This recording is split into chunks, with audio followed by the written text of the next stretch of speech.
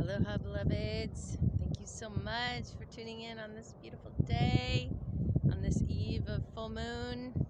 Full moon in September is the harvest moon, and it carries a lot of completion energy. I'd like to speak to my life experience thus far today, what it's been like for me. I was up last night pretty late with my lover, and woke up super early this morning at 5 a.m. It was still dark out in the country where I live in Southern Oregon. And yeah, there's something really special about waking up before the sun comes up and greeting the new day as the sun arises. I rarely do that, so I really welcomed that experience, and it felt really good. Although I am fairly tired right now. I made my way over to the Oregon coast.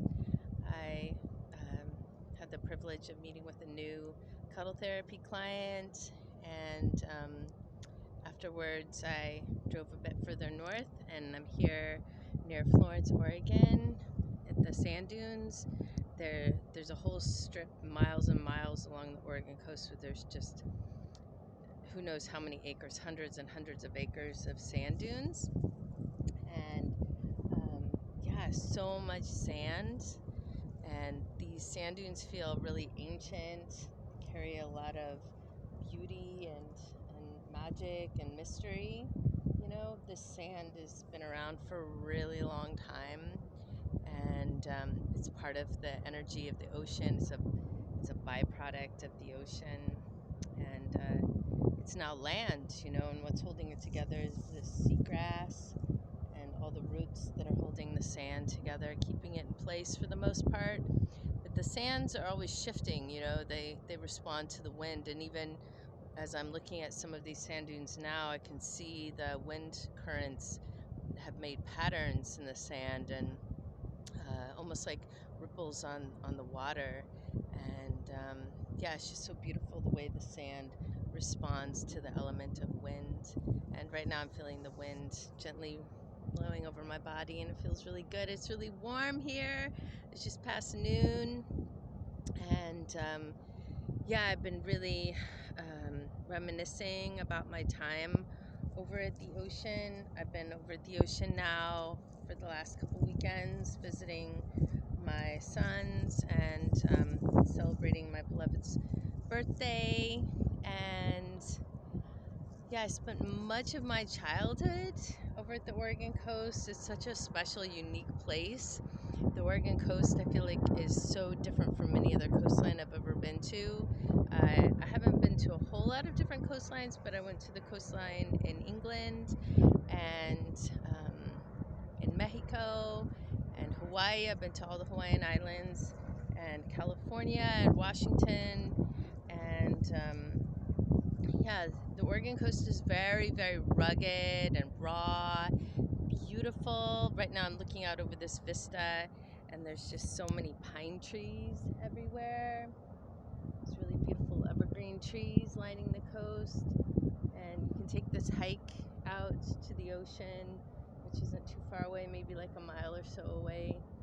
And yeah, you can frequently go to the beach here in Oregon and not see anybody for a long time, you know, walk miles and miles of beach and not see anybody else. And I think that's really rare and beautiful, and I'm really seeking some solitude today.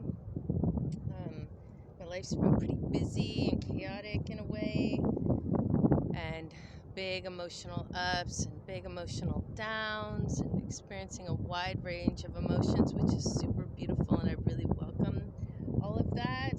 I really actually enjoy the intensity of life for the most part, and also I really enjoy those times when it's not, and finding some respite here as I'm traveling by myself over the next couple days. And I'm going to be holding a womb circle for the full moon over in Eugene tomorrow, and some beautiful sisters are coming with their daughters, and we're going to be doing some singing, cacao ceremony, drumming, and art, meditating, tuning into our bodies through embodiment practices branches, and I'm going to be leading a soul tree meditation, which is a meditation that has to do with connecting ourselves to the earth energies through the roots of our soul tree, and having that higher perspective, that celestial perspective of the branches, and being able to have clear vision and a different way of seeing into the future through the branches of the soul tree. And it can also be a way to connect with different levels of reality. So there's the underworld and the middle world and the upper world, and you can make journeys to the underworld and journeys to the upper worlds, to the celestial world.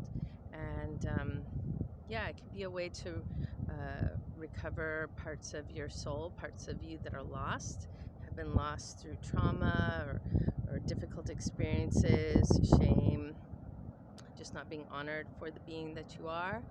And really getting a lot of juice and wisdom out of Robert Moss's book, Dreaming the Soul Back Home. And that's where I learned about the soul tree meditation. So I'll be leading sisters in that. It's really about connecting with a tree that resonates with you. And I was thinking about the trees that resonate with me, and down in Southern Oregon where I was born, they're big oak tree savannas where there's, you know, hundreds and hundreds of oak trees, black oak trees, which are really unique and beautiful. And yeah, it's a really potent tree spirit for me, the oak tree, and it's very significant in Druid, in Gaelic and Druidism, the Druid culture of my ancestors, Scottish and Welsh and Irish. And yeah, gonna be tuning into the oak tree more. To me, the oak tree represents the sacred masculine. It can grow so wide and so tall and is so strong. The wood of the oak tree is so strong and resilient. And it feels like a protective tree spirit to me. I've spent many times in a grievous state, lying in the oak savanna and just feeling the protective energy of those strong oak trees. And at the Wellsprings, Jackson Wellsprings down in Ashland, they have a men's temple called the Oak Temple, which really signifies that strong masculine energy, the protector. So yeah, I also am really feeling called to share how important it is to allow our inner child to express. And that's, I feel like, one of the reasons why I come to the Oregon coast to be with the elements, the ocean and the sand, is just to play, you know, just to embody my child self and call back those pieces of me that left during childhood through trauma and shame and not an honoring of my authentic spirit through different experiences growing up in the 70s and 80s. And yeah, I really appreciate those of us that know how to tune into our inner child and know how to play and know how to dance and know how to just be jovial and lighthearted. And it's one of the beautiful traits I am so attracted to in my partner, is that he's able to do that. He's able to be goofy and playful and sweet and yeah, just have a good time playing and be free and unencumbered.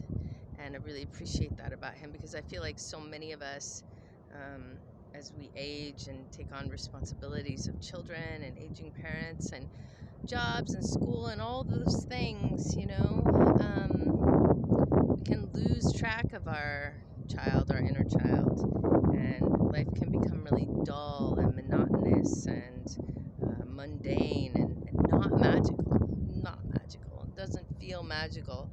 And that was me for years. I feel like just really so anxious and so nervous and just wanting to be a good mom, be a good wife, do the right thing. And it was just killing my soul, actually. And I ended up divorcing my husband of 16 years about 11 years ago. And I'd just become so depleted physically and spiritually. It's like I had no joy left. I had nothing to access. I was just so depleted. I'd lost sight of my inner child. And yeah, fortunately, I've been able to call her back through various means. I feel like one of which is very much one of which is dance. You know, dancing, ecstatic dance has really helped retrieve so many parts of my soul. It's been such a beautiful medicine for me. And more recently, singing and chanting and drumming, and certainly always swimming. I feel like every time I go to Hawaii to spend time, I really call back those pieces of my little girl self who loves the water and loves swimming, and will spend all day swimming and playing and splashing around in the water. So yeah, I'm curious. Just ask the question of you all, what are some things that you enjoyed doing as a child that you've kind of lost touch with? And maybe even just one you could call back into your experience. It could be painting or drawing or making food, you know, pretend, dressing up, theater, singing, you know, singing nursery rhymes, things like that. Songs that we remember from our childhood can be very cathartic and help bring back our lost child selves.